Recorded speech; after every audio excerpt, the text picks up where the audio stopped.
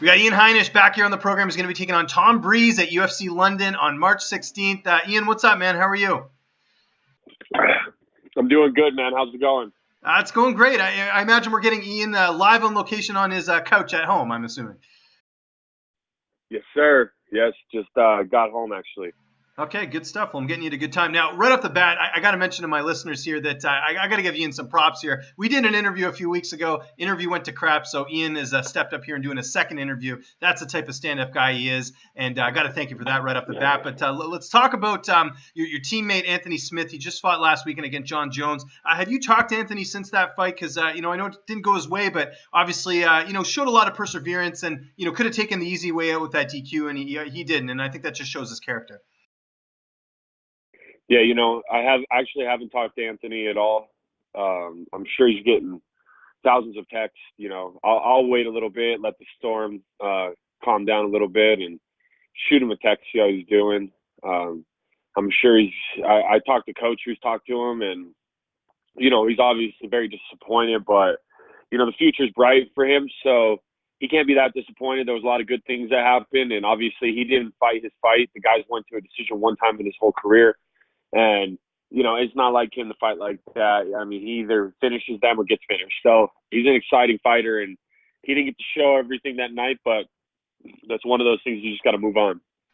And I know half of your team was out in Vegas watching the fights. I saw Devontae Smith and Yusuf Zalal and even Jonathan Martinez made the trip. I imagine because your fight was so close you couldn't make the trip.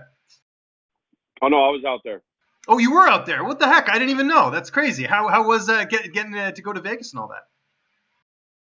It was good, man. I tried to keep it pretty low key because, like you said, I do have my fight next weekend, and me and my girl, we flew out there Saturday morning. We watched the fights. We hung out Sunday, and then we flew home on Monday, and it was good, man. I didn't go out or nothing after. We just got some food after the fights. Obviously, very disappointing, but yeah, it was a fun time. There was some awesome fights, and it was cool to see the whole team rally behind Anthony, and yeah, it was good energy.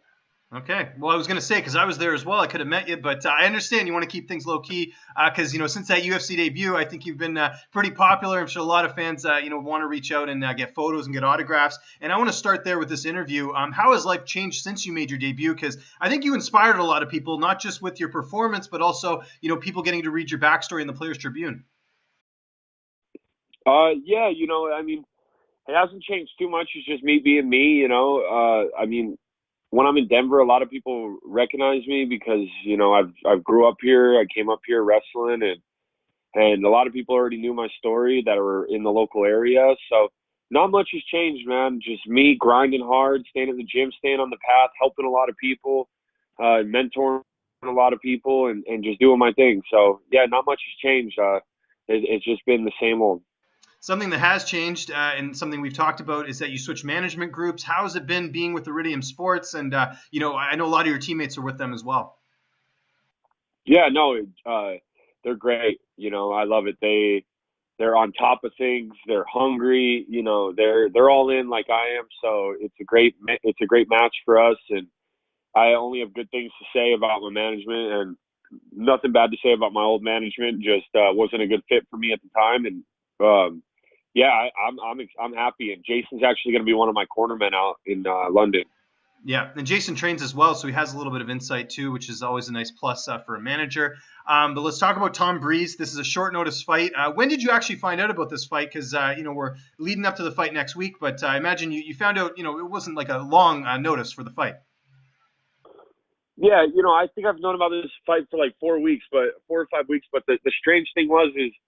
I got the fight, and then I actually brought up that I want to go to Spain after because I used to live there, and I want to, full circle and just go visit and show my girl around where I used my old stomping grounds.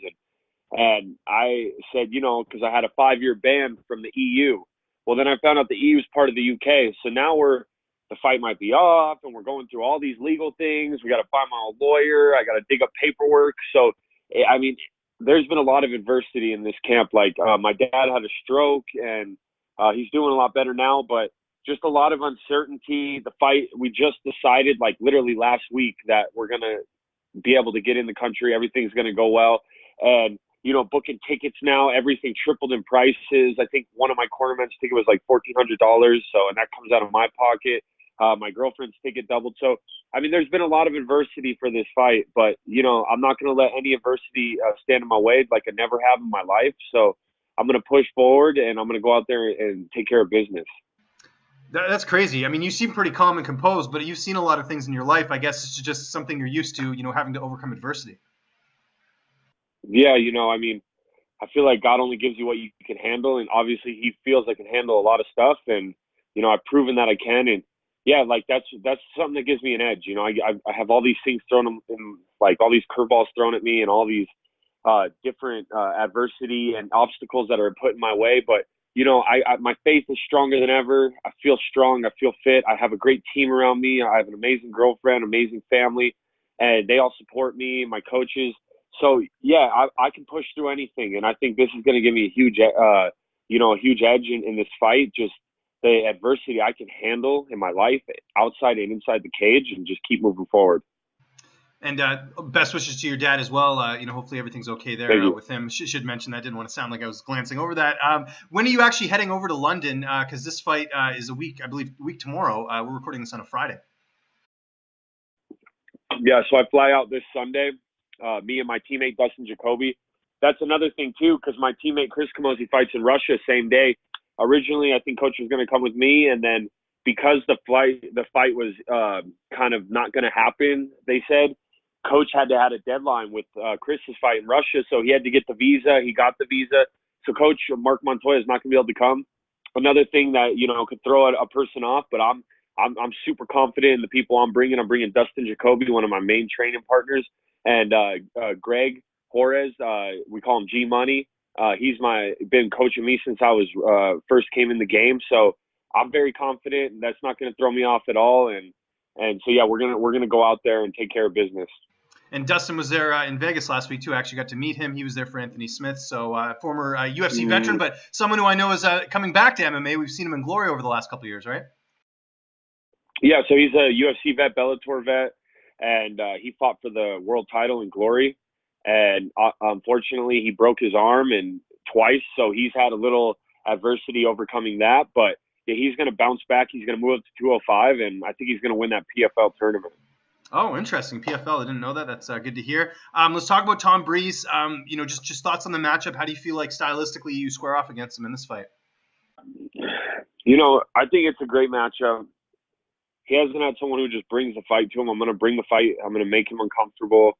I feel like he's got pretty strong ground game, but as we know, my ground game is very strong, even though I haven't shown it in many of my recent fights. But striking, jiu-jitsu, he definitely doesn't have me on the wrestling. So I feel strong anywhere the fight goes. And, I'm just going to, make it a dogfight and get him uncomfortable. And I know he hasn't been in the cage for over a year, so I don't know if that's going to affect him. I'm not expecting it to. I'm expecting the best Tom Breese. But either way, it's a great matchup. We're going to put on a show for the fans. I'm going to get my hand raised.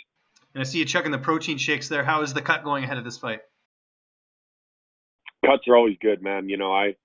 I stay eating healthy. I've even actually been on a no sugar diet for the past 3 months, or 2.5 actually. And me, my coach, my manager Jason, and my girlfriend, and a few other teammates, we did a no sugar kick. You can only do a serving and a half of fruit every day. So we've been doing that since January 1st, and just on a paleo diet and just eating healthy, living a clean lifestyle, James. So, I'm sitting around 200, 205. So the weight cut's easy. I'm going to use my nutritionist out there, and it's great. It's funny you say paleo, because that's the diet I sort of go on. I don't even like to call it a diet, but I try and eat that way during the week. The reason I like that over keto is because, once you get out of ketosis, if you have some sugar, it kind of resets itself. So I'm with you. I like the paleo diet a little bit more, but the sugar thing, I got to check that out, because that's tough, man. I like my refined sugars every once in a while, but good on you. Yeah. It's at first it was tough. I got headaches, got some withdrawals from it, but man, it's crazy what you can find that has no sugar as a dessert. And it's almost like just make this a lifestyle. And obviously I miss honey and maple syrup, and I'll probably start using that stuff after the 3 months is up. But as far as refined sugar, I might never go back, because it's just, I feel so much better. The inflammation's down. I feel like my testosterone is up, and I just feel better in general. And yeah, paleo diet, like I don't like to call it a diet because it's just a It's a lifestyle, man. lifestyle. You just Yeah, eat. exactly. Exactly. Yeah. Okay, that's interesting. What about so like yeah, you said you'll never have refined sugars again. Are you allowed to have stevia on this diet or no? No. Really? No, Okay, so that's we're interesting. going hardcore. Yeah, no Good stevia, for you. no honey, no maple syrup. Just a serving and a half of fruit a day. So you just can't go crazy with fruit. And yeah, it was hard at first. The first 2 weeks were not fun, but now it's pretty easy. And you'd be surprised on what you can find that has no sugar in it. That's actually really good. You eat a lot of dates. Dates are life now. Yeah. Okay. How do you see this fight playing out in the 16th? Um, I feel like he's going to move around a lot in the beginning, and I'm just going to stay patient. I'm going to close the distance. I'm going to find a home for my left hook or my right hand, and I feel like I'm expecting a first round knockout, but I'm ready for a 3-round war. I'm ready to get a 50G bonus like Devontae Smith did a few weeks ago. So yeah. Last question before I let you go here. What's next after this fight? If you go out there and get another big win like you did in your last fight, are you looking for a veteran? Or are you looking to move up the ranks and fight some of the more noteworthy guys in that division? Or do you like sort of the pace you're going right now with opponents?